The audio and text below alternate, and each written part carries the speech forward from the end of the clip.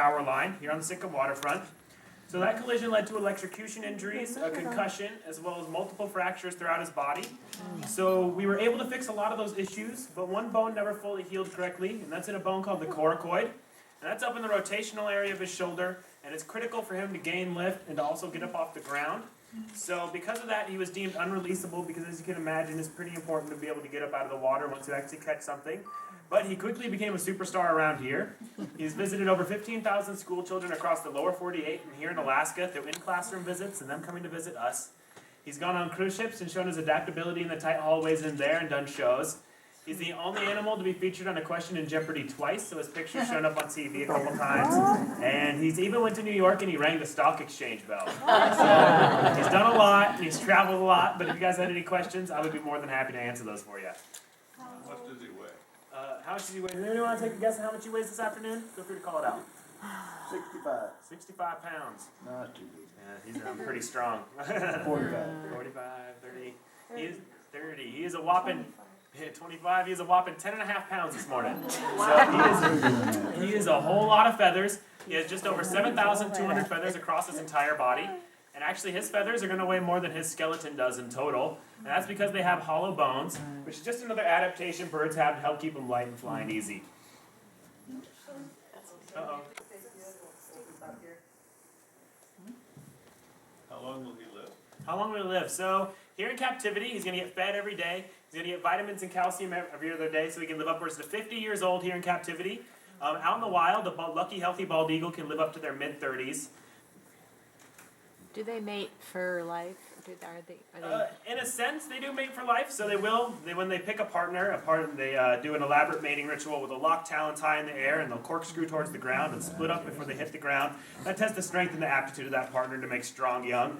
So they'll do that every year after they pick a partner. So if a partner doesn't return to the nest site like they should every year, or if they fail the mating ritual, then essentially they won't be afraid to pick another partner from there. They're more concerned with strong young than they are with sticking with one partner. How old is Volta? How old is Volta? So Volta arrived here in 1992 as a full-grown adult. And that means that he had the full white head, the white tail, and the yellow beak. And that takes 5 years to get that full adult plumage. So when they arrive to us as adults, we don't know how long they've been adults for out in the wild. So we just start counting from 5 at that point. So he could be anywhere from 28 or older for us. Oops, Wow. I made a mess. You're not hungry for eggs? This is usually one of his favorites, so he's ignoring me right now. Eggs? Is it salmon? Yeah, salmon eggs is what this is. It's a delicacy some places, but it's eagle food here. He didn't want it. No, he's full apparently with me. In the enclosure, the flying enclosure, there were some that were really small, even though they had the white head.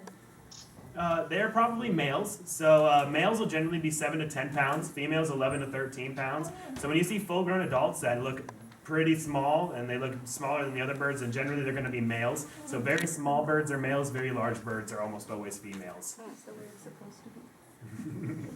Otherwise, are the markings different for the males and females? No, they're going to look almost exactly the same.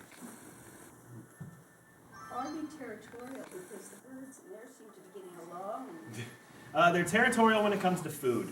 So once they have a food source that starts to get scarce out in the wild, you'll see them become more territorial and start scaring smaller birds off. But they're in the room there, we feed them way more than they need every day. So they'll get up to 11,000 grams. So they're all really fat and happy in there for the most part. And that gives them time. They'll sit around for most of the day because they've been so well fed, and then they'll fly whenever they feel like it. So physical therapy is not a required activity. Not when we have the birds in main flight. Every once in a while we'll have a bird that we got pins or something, they'll be in the ICU and we'll take them out and we'll stretch their wings out and stuff like that. But once they move into main flight, it's all up to them to build up those muscles again. How long does it take on average?